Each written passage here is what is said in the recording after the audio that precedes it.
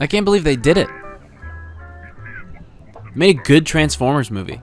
Now, before the rest of this video gets going, I do want to give a quick shout out to friends of the channel Superlunary, who have a new single out today, Symphony of the Night. They support this channel a lot. They allow us to use their music on the channel, which is awesome. So please, please, please go and support them. They're great guys, really love them, and I really want to send some love over towards that channel. So please give it a check out. I think you'll really like it, especially if you're into electronic music like myself. So yeah, go listen to it. Now, alright, I must admit, Rise of the Beast was kind of a fun film, and Bumblebee definitely has a nice kind of retro charm to it, but I think Transformers 1 is astoundingly good. Now, it doesn't exactly live up to, I think, the hype that a lot of people have seen for it online, and how could it? There's a guy literally like spending his entire every waking minute advertising the film to almost literally everybody. However, that doesn't mean that this movie isn't amazing. It absolutely is, and it has a lot of stuff I love about it. However, I will be going into spoilers for this review, so yeah, just be ready for that, because I feel I can't even talk about what makes this movie so good without talking about spoilers about it. So, spoiler warning, if you want a 10-second review, go see it. I really liked it, and I think it's a really great time for the whole family. This movie is, at its core, an Episode 3 style story. It follows how Optimus Prime and Megatron came to be who they are in the Transformers universe, and how they came to hate each other after being friends originally. And it does this in the context of them both being workers in a mine. They're both the bottom rung of society, and they are basically just wage workers who risk their lives every day in order to make a small paycheck. And the Transformers who have transforming cogs in their chest are like the elite and the actual ones who can turn into different, Transformers, literally. They are cogless, so they are unable to transform and just sit around and work for the higher classes. And one day, Optimus, or Orion Pax, decides that he doesn't want to live that way anymore, and he devises a plan to go to the surface after discovering a sort of map, is the best way to say it. And it kind of just goes from there. Megatron and Optimus are really lovable at the start, and to watch them slowly drift apart is truly painful. There's a painful moment, especially towards the end, that I'll get to later, but you see this idea of a dynamic of friendship, never giving up on your friends, always caring for them no matter what, and the heartbreak that can happen when one day that friend just doesn't reciprocate anymore. Whether that be in a serious moment like it is in this film, or in a just casual sense to the viewer who's gone through that with their friendships in their life. It's painful, it's drastic, it's very sudden sometimes, and this movie does a good job of portraying that and not being afraid to shy away from that, even though it is kind of a film that I would say is aimed to an extent at a younger audience. While this claim will definitely fall on deaf ears, there are a few times that I find a couple of the jokes that are aimed at younger audiences will say to just be a little annoying, but I will say it is much less egregious than most films in this style would actually normally be. I find Bumblebee, even though he can be annoying at times, I've seen a lot of people complain about his character, I do find him by the end charming and endearing, and I do think his badassatron thing that he does is kind of funny. It's more some of his other cliche jokes that I don't think land as well. Doing with the traditional, I've been on my own and I'm kind of crazy dynamic, I just don't dig that as much, whereas I love the idea of him being more just really eccentric, and so much so that other people don't even know how to act around him. I think that's a much more interesting dynamic, and I like where they go with that towards the end of the film versus how he is in the earlier parts.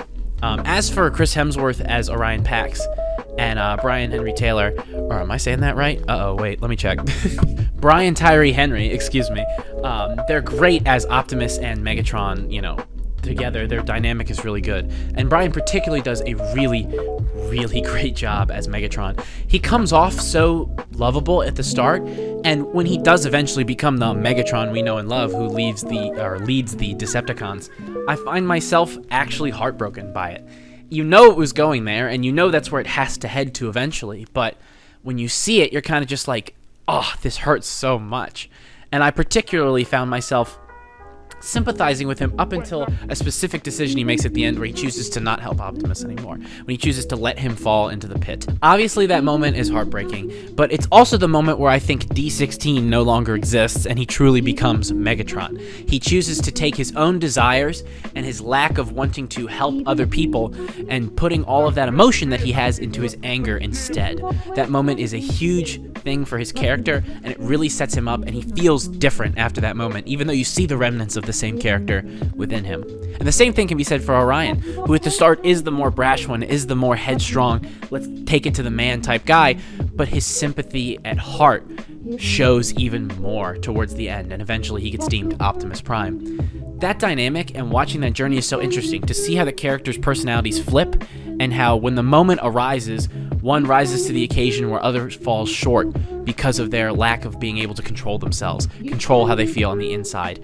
Even though they are maybe even justified in some of those emotions, they can't let that rage completely take over them and drive them insane. And that's a topic that you don't expect a movie like this to talk about, or to get into, or to use to make such great fight sequences and designs. Speaking of which, the animation in this film rules. The Transformer designs are great. All of the audio design is incredible, which is actually one of the best parts of the Transformers films in general. It's even better in this one, I would say. Lots of the sound effects are crucial to great moments in the film, and I find myself enthralled in its world, where normally I don't think I was. They were just Transformers on Earth, so you enjoy the characters, but there's not much to get into, whereas the world building and everything they did with Cybertron, as I choke on a peanut,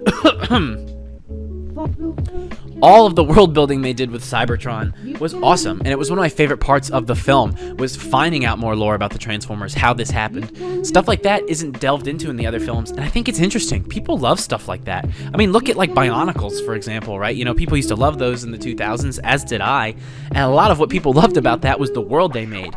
They should do that more with Transformers. I think people would love seeing this different robotic world that's so far from our own. And I think the biggest tragedy is that we might not ever see any more of this because of the film not doing super well. So, to end this review, I think this movie's great.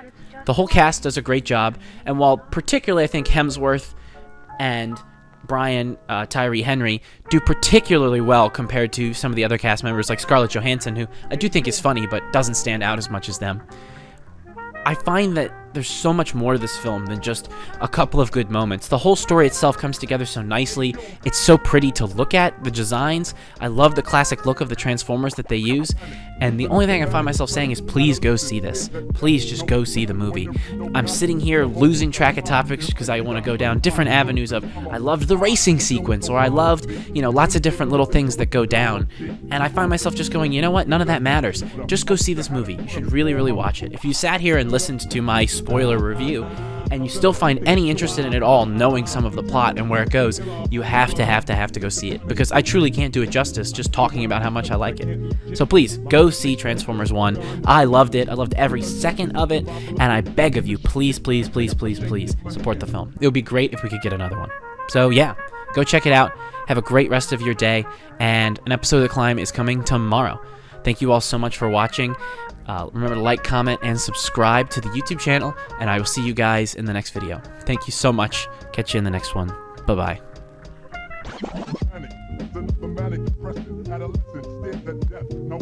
When there ain't no God and a whole lot of pride, it might be our facade, so let the drama slide. We don't no problem, B. Get your name in the obituary column sheet, cause life is too short and it just shorter. I wish I had a quarter.